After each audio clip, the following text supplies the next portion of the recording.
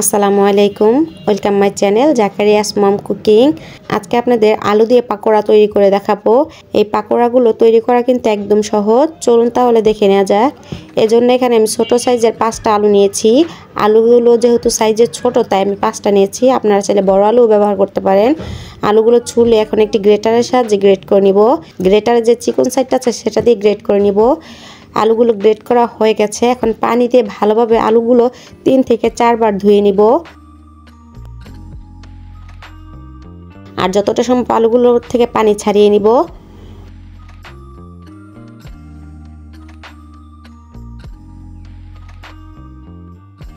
আলুগুলো কিন্তু ধুয়ে নেওয়া হয়ে গেছে। এ পর্যায়ে কিন্তু আলুতে একটু পানি নেই।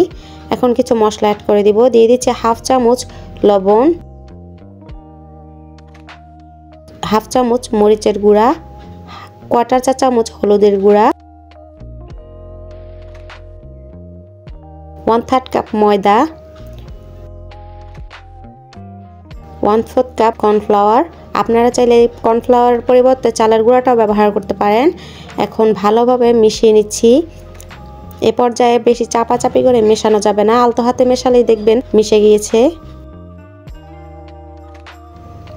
বেশি জোরে চেপে চেপে মেশালে আলু থেকে কিন্তু পানি বের হয়ে যাবে। মিশিয়ে নেওয়া হয়ে গেছে।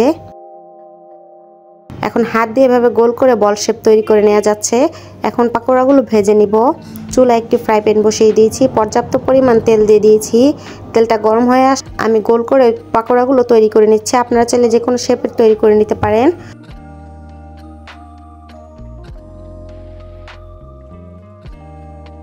সবগুলো পাকোড়া কিন্তু দিয়ে দেওয়া হয়ে গেছে। এখন এক পাশ হয়ে গেলে উল্টে দিচ্ছি।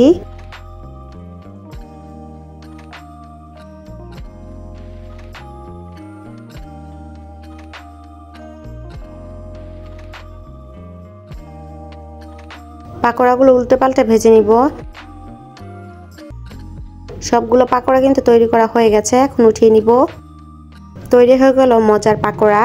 এই পাকোড়াগুলো কিন্তু একদম ক্রিস্পি। খুব অল্প উপকরণ দিয়ে এই পাকোড়াগুলো তৈরি করা যায়।